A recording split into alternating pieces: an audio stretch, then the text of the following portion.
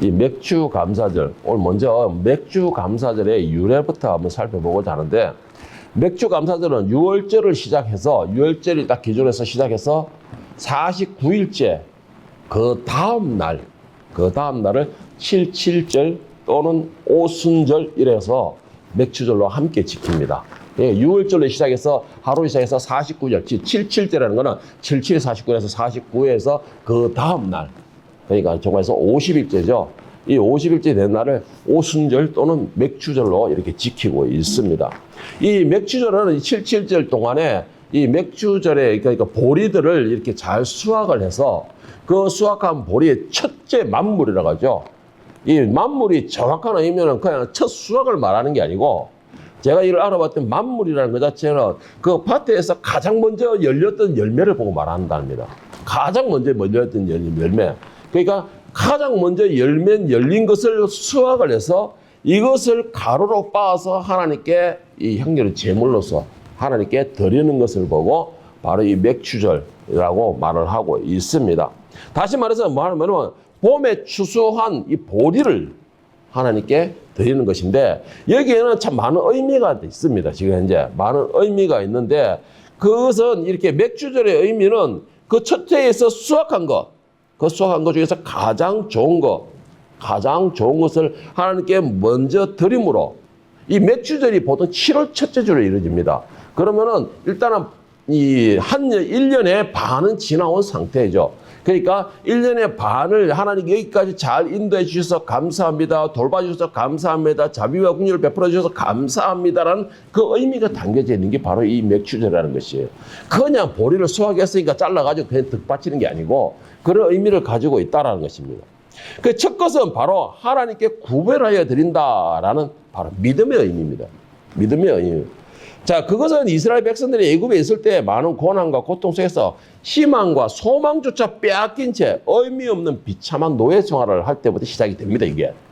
그러니까 애굽에서 노예 생활을 할 때, 소망도 없을 때에, 나에게 뭔가 희망도 없을 때에, 그때부터 시작했던 것이 바로 이 맥주절의 유래가 시작이 되는데, 오늘 본문 말씀 신명기 26장 6절에 9절을 보면은 이 백성들, 이스라엘 백성들이 애굽에서 어떤 생활을 했는지라는 기록을 하고 있는데, 애굽 사람이 우리를 학대하며 우리를 괴롭히며 우리에게 중노동을 시키므로 우리가 우리 조상의 하나님 여호와께 부르짖었더니 여호와께서 우리 음성을 들으시고 우리의 고통과 신고와 압제를 보시고 여호와께서 강한 손과 편팔과 큰 위험과 이적과 기사로 우리를 애굽에서 인도하여 내시고 이곳으로 인도하사 이 땅 곧 젖과 꿀이 흐르는 땅을 주셨나이다 했어요. 이 고통과 신고와 압제라는 건 고난의 시간을 보고 말하고 있습니다.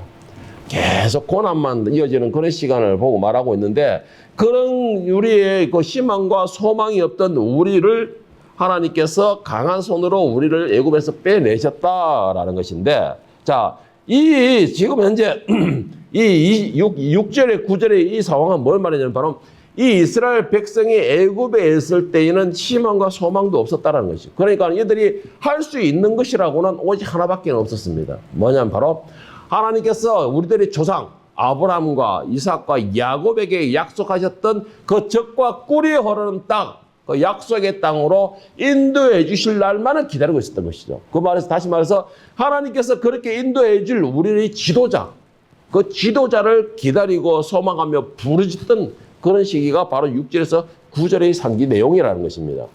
자, 이 애굽에서 구원조차, 소망조차, 아무것도 희망도 없었던 이들에게 하나님께서는 분명히 400년 후에 너희를 젖과 꿀이 흐르는 낙원으로 인도해 줄 것이다 라는 약속을 바로 야곱에게 하셨습니다.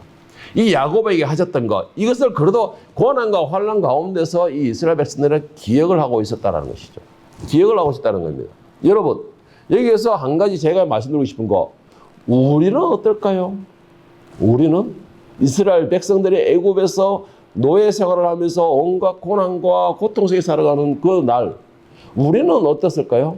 여러분, 우리도 역시 얼마 전까지만 하더라도 애굽에서의 삶을 살고 있었습니다. 왜? 애굽은 바로 세상을 상징합니다. 애굽은 세상을 상징하는 것입니다. 하나님께서는 세상에서 우리가 노예의 삶, 정말 사단의 노예의 삶, 우리가 예수님을 찾을 시간도 없게 만들고 예수님을 생각할 틈도 없게 만들고 오직 우리는 주어진 다람쥐 쳇바퀴 같은 그 세상의 지배하에서 나에게 주어진 오늘 하루 일만 만족하고 하루 일만 감당하기에 급급하던 삶, 바로 이게 애굽의 삶이었습니다. 그런데 이 세상이 바로 그런 삶이라는 것입니다.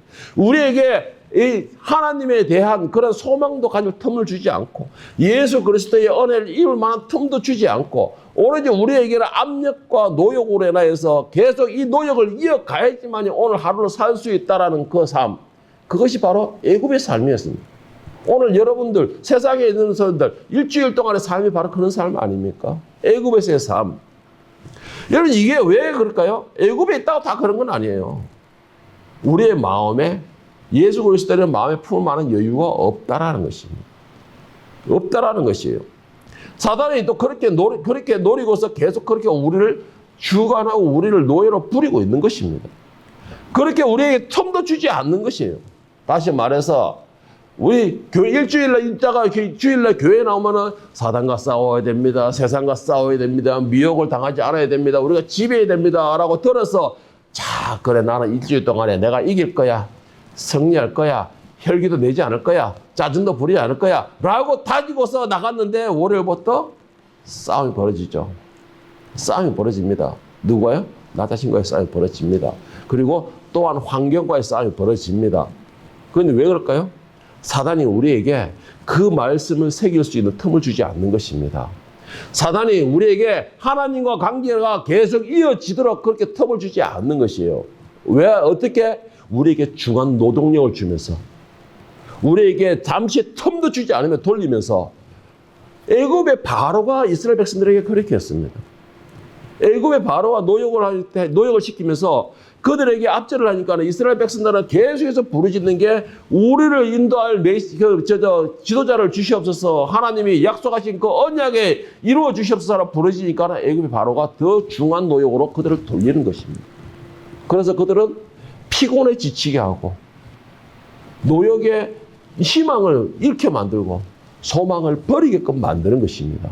이게 바로 애굽의 삶입니다. 오늘 여러분 우리가 이 세상에 나가 살 때 바로 이 애굽의 삶인 것이에요.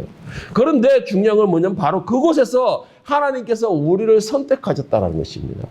하나님께서 선택하셔서 강한 능력으로서 우리를 그 애굽에서 빼내신 것입니다.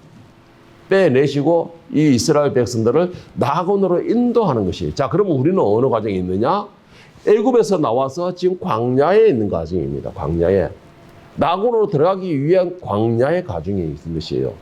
자, 하나님께서 이 맥주전의 의미를 주신 이유가 뭐냐? 애굽에서 너희가 노예로 있을 때에 노예의 신분으로 주인이 해라 할 때에 함으로써 너희가 억지로 한 그 일이 이제는 자유인으로서 애굽에서 나왔으니까 자유인으로서 너희가 스스로 노동해서 스스로 너희가 농작을 했던 그 결실을 거두은 것을 너희가 스스로 하나님께 감사함으로 첫 열매를 드리라라는 것이 바로 이 맥주절의 의미예요. 우리 여러분들이 세상에 있었던 것을 이제는 하나님께서 빼내신 것입니다.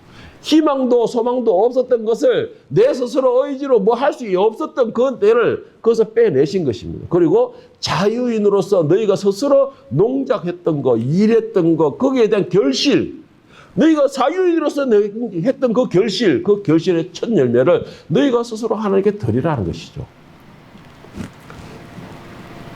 그리고 또 중요한 거, 이 첫 결실은 하나님의 것이라고 하나님이 명령하셨다는 것이에요.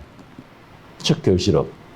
자, 신명기 20장 1절 4절을 오늘 본문에서 보면 너희 하나님 여호와께서 너희에게 기업으로 주어 차지하게 하실 땅에 네가 들어가서 거기에 거주할 때에 너희 하나님 여호와께서 너희에게 주신 땅에서 그 토지의 모든 소산의 만물을 거둔 후에 그것을 가져다가 광준에 담아 내 하나님 여호와께서 그의 이름을 두시려고 택하신 곳으로 그곳을 가지고 가서 그때의 제사장에게 나아가 그에게 이르기를 내가 오늘 당신의 하나님 여호와께 아뢰라이다. 내가 여호와께서 우리에게 주시겠다고 우리 조상에게 맹세하신 땅에 이르렀나이다 할 것이요. 제사장들은 너의 손에서 그 광주를 받아서 너의 하나님 여호와 제단 앞에 놓을 것이며. 자, 1절에서 4절 말씀을 보면은 처음에는 애굽에서 우리가 종살이하다가 3절에 보면은 우리가 자유를 찾아서 하나님이 약속하신 적과 꿀이라는 자유의 땅에서 우리가 스스로가 우리가 원해서 기쁨으로 경작했던 그 결실을 보면은 4절에서는 스스로 가져와서 하나님께 드린다라는 것입니다.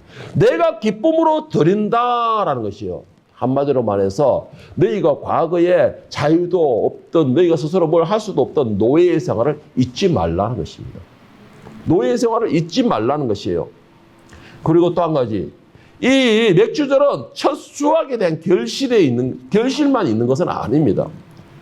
다시 말해서 농작물의 첫 수확에만 결실이 있는 것이 아니라는 것이에요. 가장 중요한 게 뭐냐면은 이 첫 결실이라는 게 바로 이 맏아들, 장자를 의미하고 있습니다. 장자를 의미해요. 첫째를 의미하고 있어요.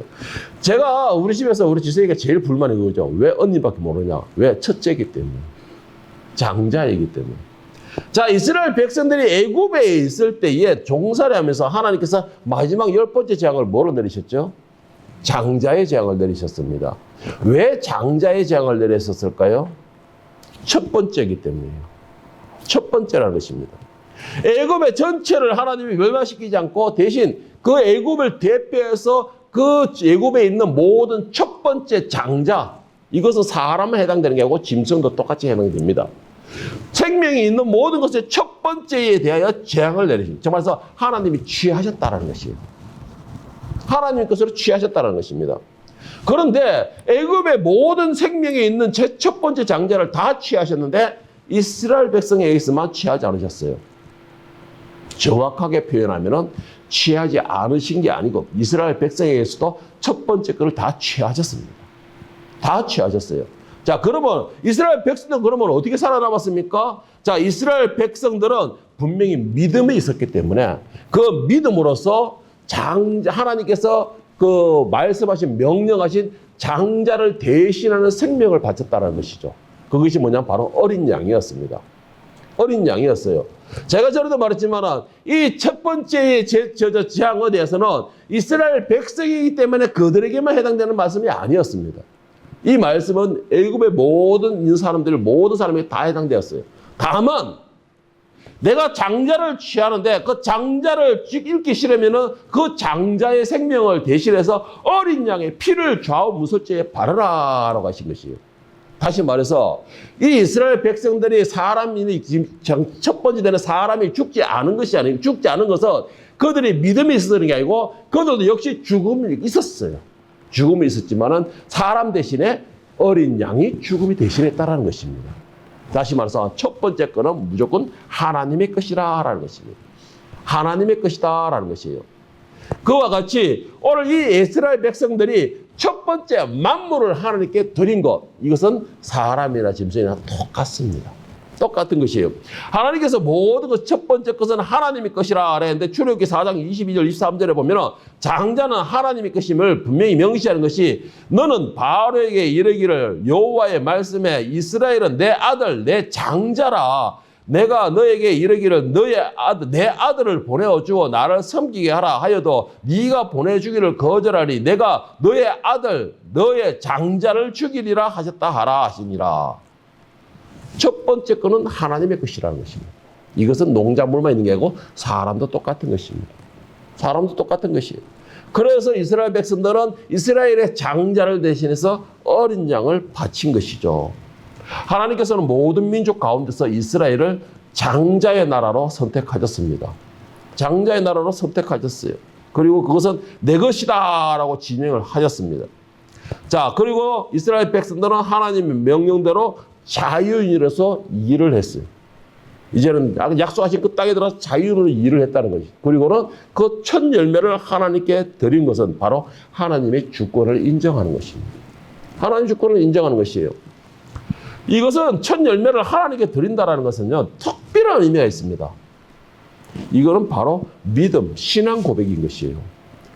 여러분, 첫째라는, 첫 것이라는 것은 제가 이것을 봤는데 이 첫 거라는 건 아주 특별합니다. 농민들에도 아주 특별해요. 이 첫 번째라는 것이. 이 특별한 것인데 이 특별한 것을 하나님께 드린다는 건 내 믿음, 내 신앙을 고백하는 것이에요.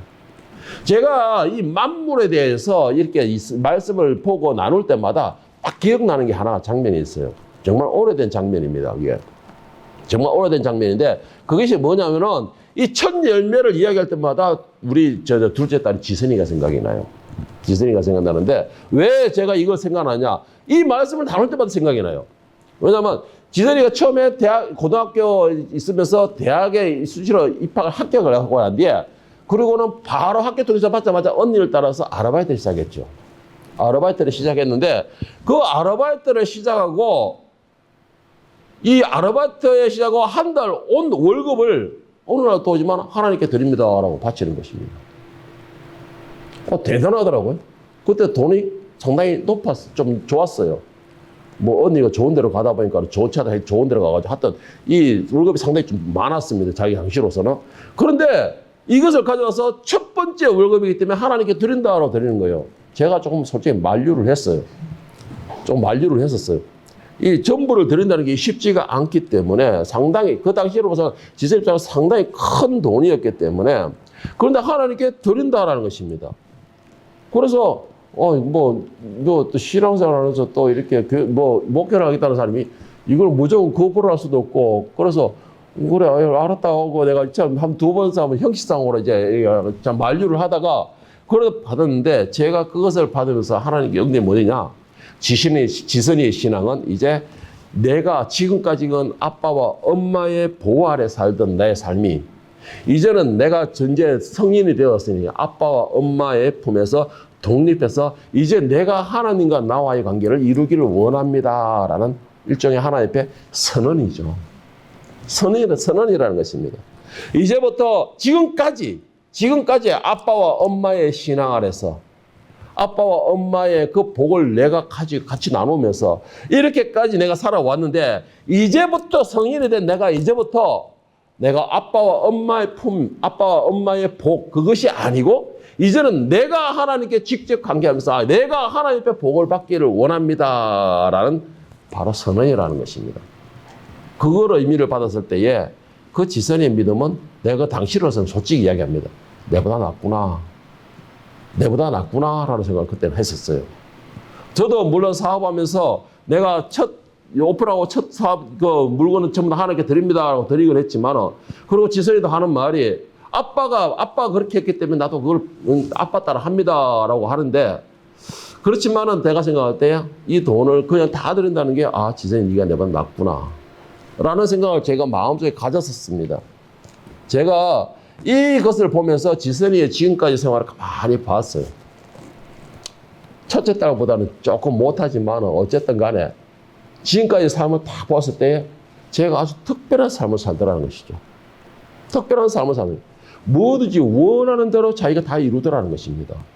직장을 가는 것도 자기가 원하는 대로 다 가고 오히려 자기가 골라서 가게 되고 지치니까 하나님 한 달만 딱 쉬고 싶습니다 하니까 한 달 만에 바로 또 직장에 그 전에 이미 예약이 들어가고 그런데 직장에 자기가 들어가는 것만으로 끝나는 게 아니에요. 여러분 오늘 본문의 마지막 주제 11절에 보면 뭐라 했어요? 너희 하나님 여호와께서 너와 너희 집에 주신 복으로 말미암아 너는 너희 내위인과 너희 가운데 거류하는 객과 함께 즐거워할지니라. 저는 이 말씀이 너무나 감동스러워요. 무슨 말이냐? 지선이가 그렇게 하니까 하나님 복을 주시니까는 그래 내가 너를 지키고 너에게 복을 줄 거야 라고 했는데 그 복이 지선이 니만 누리지 마 이런 말이 아니에요. 뭐라고 했어요? 내위인과 함께 너와 함께 거류하는 거류민까지도 함께 그 복을 누릴 것이다. 지선이가 가는 곳은 모두가 다 아주 잘 되고 있어요. 그 위치가 다 복을 받고 있더라는 것이죠. 그리고 아이들에게 다 사랑받고 있고 아이들이 서로가 저거 몰려들어오고 오늘 본문 말씀의 내용이 저의 삶에 그대로 증거가 되고 있잖아요. 이게 만물을 하나님께 드렸다는 그 믿음이고 하나님께서는 그걸 나에게 바쳐라 그러면 내가 이렇게 하겠다라는 그 언약에 대한 증명이 되는 것이죠. 여러분 이게 증명이 되는 것이잖아요. 제가 이 만물에 대해서 나눌 때마다 이 내용이 생각이 나는 것입니다. 그리고 저 아이의 이 생활을 계속 눈여겨보게 되는 것이에요. 여러분 신명기 20장 8절 11절 오늘 본문 말씀 다시 한번 보겠습니다. 제가 이 한 마을과 그리고 지선이 지금 삶과 오늘 이 말씀과 과연 다른 것이 있는가? 여호와께서 강한 손과 편팔과 큰 위엄과 이적과 기사로 우리를 애굽에서 인도하여 내시고 이곳으로 인도하사 이 땅 곧 젖과 꿀이 흐르는 땅을 주셨나이다. 여호와여, 이제 내가 주께서 내게 주신 토지 소산의 만물을 가져왔나이다 하고 너는 그것을 너의 하나님 여호와 앞에 두고 너의 하나님 여호와 앞에 경배할 것이며 내 하나님 여호와께서 너와 너의 집에 주신 모든 복으로 말미암아 너는 레위인과 너의 가운데 거류하는 객과 함께 즐거워할지니라. 하나님의 것을 믿음으로 구별하여 하나님께 드렸고 하나님께서 언약하신 그 언약을 내게 이루어지기를 소망하는 그 딸의 모든 복, 이 복이 자기가 받아서 차고 흘러 넘치니까는 이 딸에 있는 그 주변을 적시는 역사가 일어나는 것입니다. 그 복이 주변까지 적시는 역사가 일어나는 것이에요. 다시 말해서 이 딸이 복이 중지되면 그 주변도 복이 중지가 되는 것이에요. 물이 흘러가지를 않기 때문에. 그 복이 흘러 넘치니까는 같이 주변도 같이 적시. 바로 이 말씀은 그거잖아요. 11절의 말씀은요. 얼마나 감동스럽습니까, 여러분? 얼마나 은혜스럽습니까, 이게. 하나님께서 우리가 약속만 지킨다면 하나님께서는 그 약속을 언약을 지키시는 분입니다. 문제는 우리가 지키지 않기 때문에 하나님께서 지키지 않는 것입니다. 아니 하나님께 지키지 않는 것이 아니고 우리가 그걸 받지를 못하는 것이죠. 그러니까 우리가 나는 이렇게 말씀드리고 싶어요. 복 주세요, 복 주세요, 복 주세요 말로 떠들지 말고 하나님께서는 우리에게 쉬지 않고 복을 내려주시고 있습니다. 하나님께서는 우리에게 쉬지 않고 은혜를 내려주십니다. 그런데 그걸 누리는, 여기 있는 사람처럼 누리는 사람이 있는가 하면은 다른 데 있는 사람처럼 그것을 있어도 누리지 못하는 사람들이 있어요. 왜 그럴까요? 하나님의 말씀이 복을 주신다는 그 말씀을 내가 받아 먹지를 못하기 때문에. 태양이 우리 믿는 우리 이 널사람 교회가 비칩니까? 더운데 그러면? 아니에요. 태양은 모두에게 다 비칩니다. 이게 바로 하나님의 사랑이고 은혜이고 공평하심이라는 것이죠. 하나님께서는 명령하셨고 그 명령을 따르는 자에게 하나님께서 준비하신 언약의 모든 복을 주시는 것입니다. 제가 첫 사역지인 옥포중앙교회라고 있었습니다. 이 대구에 달서군과 달성군에 있는데 이 옥포중앙교회 첫 사역지에서 사역할 때에 어느 날 그 장로님 참 많아요. 장로님 참 한 열 몇 분 되는데 그 장로님 한 분이 농사를 짓는 분이 있었습니다. 그런데 어느 날 하여튼 그때 과일을 추수할 시기였습니다. 수박하고 참외인 것 같았어요. 하여튼 과일을 이렇게 가지고 와서 목사님과 저한테 이렇게 나눠주는 겁니다. 그래서 이 장로님 벌써 이 과일이 나올 시기가 되었습니까? 라고 했더니만 장로님이 하신 말, 우리 밭에서 나오는 첫 만물입니다. 라고 말한 거예요. 만물입니다. 그 첫 결실이다. 라는 것이에요. 그럼 이 귀한 것을 가족분과 나눠줘야지 왜 저 같은 사람한테 줍니까? 라고 했더니만 이 만물은 주의 하나님의 것입니다.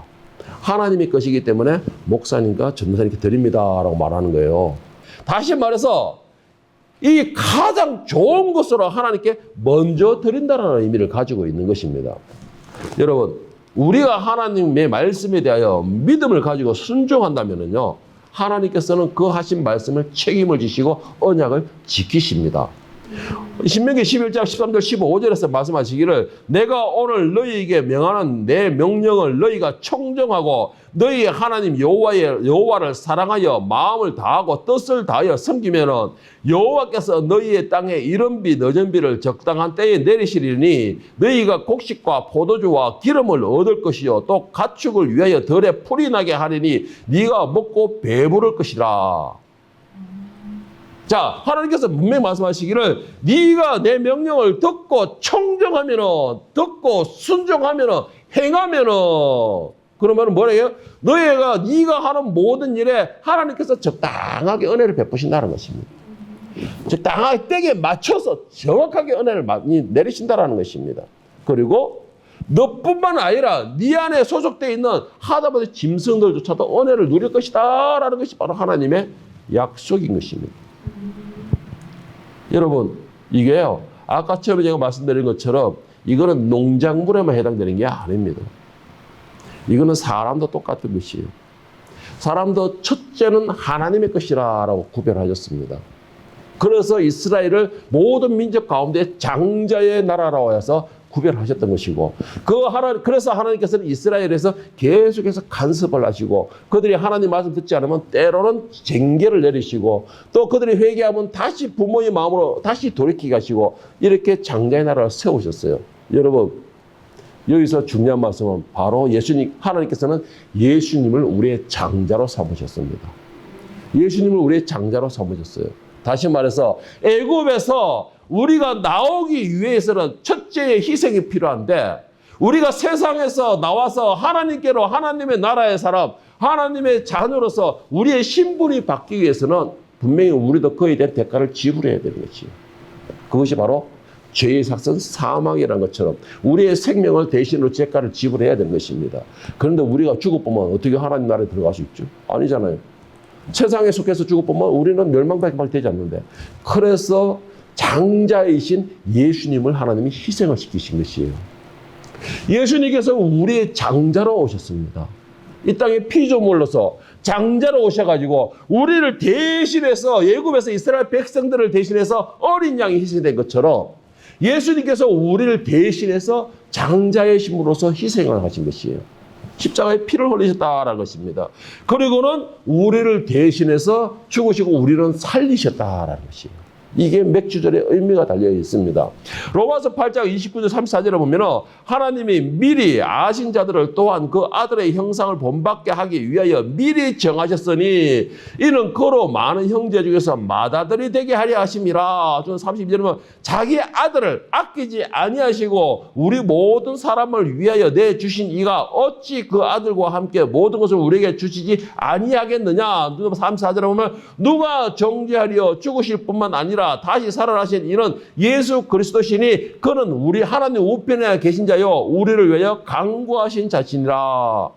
자, 정리를 하면은 로마서 8장 29절 34절 말씀을 정리하면은 뭐 말이냐 하면은 우리를 애굽 세상에 있던 희망도 소망도 없던 우리의 모습들을 우리를 구원하기 위하여서 하나님께서는 장자를 희생시키시는데 우리를 희생시키지 못하여서 결국은 내게 예수님을 이 땅에 피조물의 형상을 보내셨습니다. 그리고 예수님을 우리 모든 인류의 장자로 삼으셨어요. 그리고 예수님의 피를 흘리게 만드셨다는 것입니다.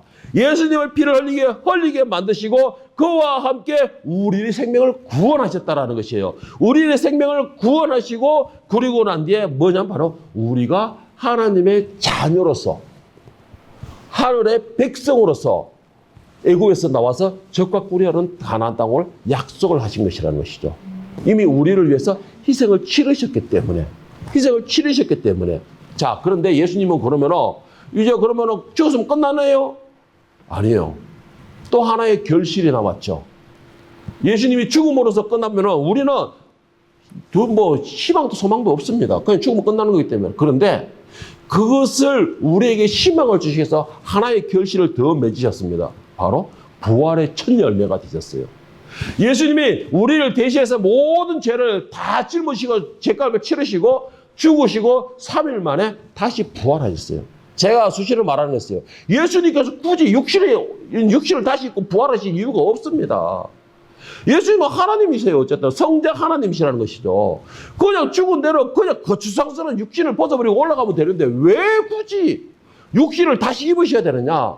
바로 우리에게 이 맥주절을 기념한 첫 수확의 열매를 보여주기 위해라는 것이죠. 예수님께서 다시 부활하셨다. 그리고 이것이 첫 열매가 되셨다. 이 말은 만물이 있다는 게 뭘 의미합니까? 첫 열매가 있다는 것은 그 뒤로 맞아요. 두 번째, 세 번째 계속해서 열매가 맺힌다는 증거가 됩니다. 그렇죠?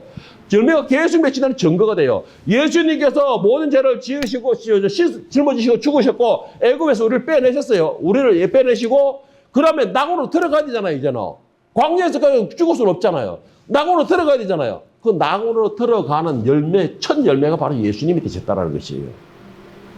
그래서 예수님께서는 일부러 거저 육신을 다시 입으신다는 것이에요. 우리에게 부활의 열매를 맺히게 하기 위해서라는 것이죠. 그래서 우리 교회는 천국도 중요하지만은 부활이 가장 중요합니다.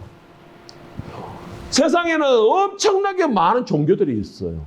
수많은 종교들이 있어요. 그런데 우리 예수님 믿는 사람들의 특징은 두 가지가 딱 구별됩니다. 첫째로는 죄사함이에요. 어느 종교도 죄사함이 없습니다. 자기가 노력해서 고역당해서 자기 몸을 상하게 해서 대가를 지불하는 것이죠. 그런데 우리 교회에서만큼은 예수님께서 우리 죄를 다 지불하셨다. 그래서 우리는 믿음으로써 그 예수님 앞에 나갈 때에 예수님의 피로 죄사함을 받는 것이다라는 것이 유일한 우리 교회입니다.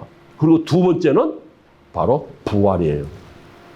어떤 종교도 부활이 없습니다. 왜요? 부활이라는 건 생명을 다시 얻는 것이에요. 부활은 생명을 다시 넣는 것입니다. 그 생명을 줄 수 있는 유일한 분이 바로 하나님이시거든요. 생명을 줄 수 있는 유일한 분이 하나님이에요.